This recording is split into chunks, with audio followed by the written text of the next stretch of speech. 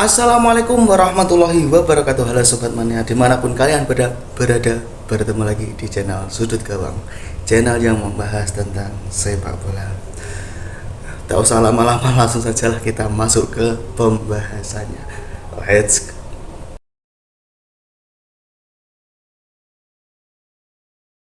Mania, kali ini kita akan memberikan sedikit POV dari saya tentang pertandingan Grand Final. Sebelumnya kita berikan selamat untuk Vietnam yang telah menjuarai Piala AFF U23 ini, berhasil mengalahkan Indonesia dengan skor 1-0. Oke, jadi untuk Vietnam sendiri sudah 3 kali berturut-turut memenangkan kejuaraan Piala AFF U23, yaitu pada tahun 2022, 2023 dan 2025.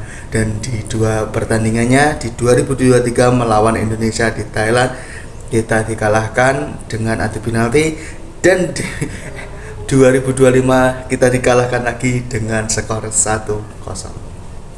Oke, tidak masalah ya, tentunya memang kita tahu sendiri untuk permainan Indonesia kurang lebih seperti itu. Kita tahu bahwasanya Vietnam masih berada di satu level di atas kita. Kenapa kita bilang seperti itu? Dikarenakan Vietnam telah menang melawan Indonesia, dan rekor Vietnam di kali ini tidak mengalami seri pun ataupun malah kalah.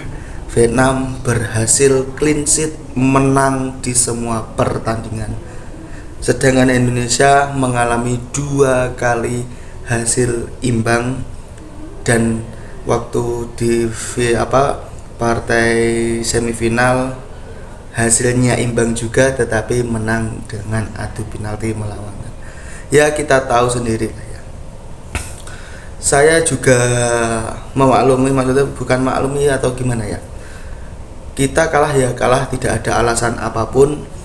Tapi dari POV saya,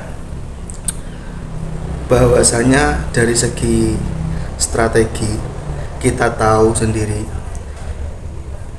Di U17 kita menggunakan 3 back, di senior kita juga menggunakan 3 back. Tetapi ternyata saya baru sadar dan saya baru di U23 ini tidak pernah menggunakan 3 back, tetapi menggunakan 4 back.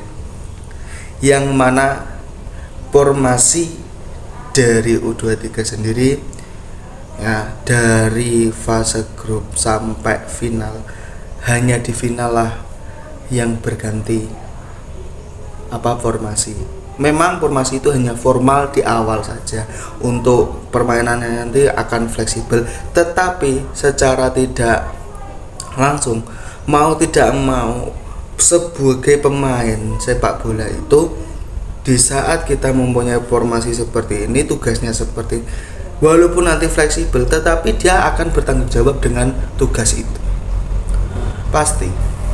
Karena juga saya pernah, walaupun saya seperti ini, saya juga pernah mengalami gitu loh, mengalami sebagai pemain walaupun amatir ya.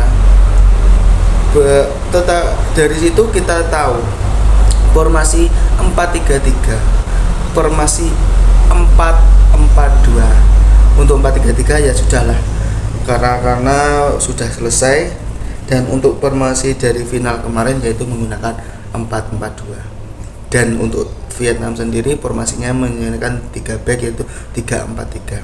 Nah, kita tahu kemarin bagaimana ngepres atau jarak pemain dari Vietnam. Wah, gila. Gelandang kita tak bisa megang bola sama sekali. Kita tahu sendiri kan, bahkan press sebelum terjadinya gol pun seperti itu. Dan kita tahu formasi 4-4-2 itu formasi yang sangat cepat, dan Satu, harus cepat. Dua, pegang bola jangan lama-lama. Itu formasi 4-4-2. Karena formasi 4-4-2 itu tenar pada tahun 2000-an. Ya. Itu sangat ngeri.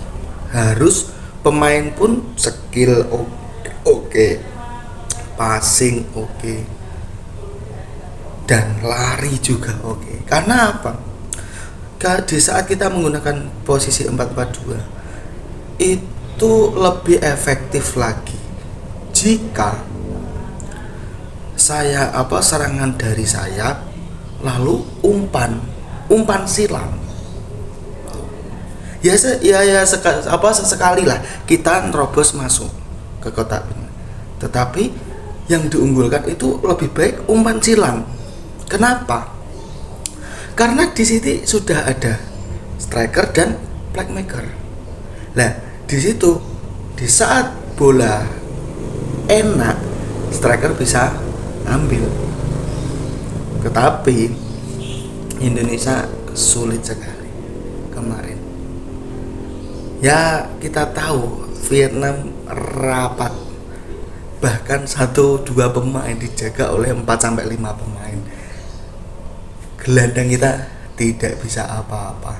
Ya, itulah kualitas kita masih belum, harus upgrade lagi. Karena apa? Bagi saya pribadi merasa Piala AFF ini memang ada kejuaraan di Asia Tenggara, tetapi kita masih ada yang harus kita kejar lagi di bulan September, yaitu Piala Asia atau AFC, yang mana akan dilaksanakan di bulan September.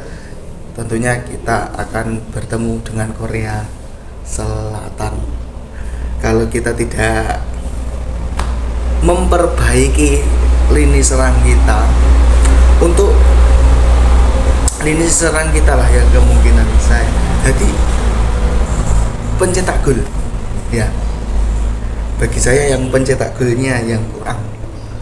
Memang James Evan sebagai top skor, tapi kita tahu sendiri top skor James Evan yaitu buah dari hasil kita menang dengan Brunei 8-0.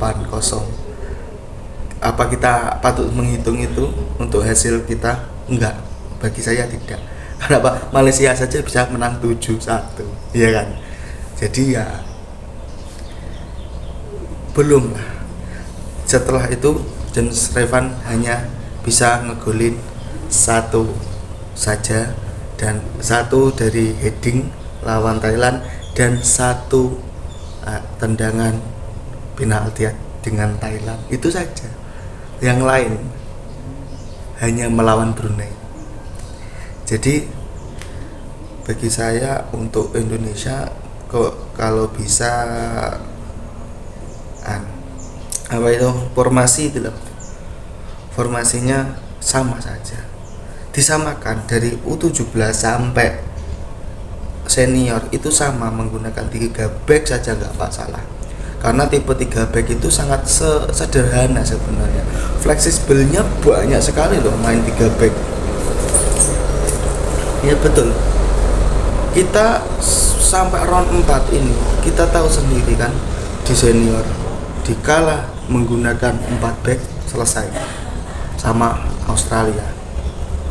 Tapi di saat kita menggunakan 3 back kita masih bisa bertahan dan menyerangnya juga oke. Dah itu saja ya. Selamat untuk Vietnam dan selamat juga untuk Indonesia. Selamat bisa mendapatkan pelajaran baru dan semoga hasil pertandingan ini bisa membawa kita lebih baik untuk ke Piala AFC atau Piala Asia di bulan September nanti. Oke, itu saja. Terima kasih. Bagaimana pendapat kalian? Apakah kalian setuju untuk PWD saya ya? Tetapi jangan lupa dukung terus channel ini biar makin berkembang dan saksikan terus channel ini. Oke, terima kasih dan junjung terus sportivitas. Dan saya akhiri, assalamualaikum warahmatullahi wabarakatuh.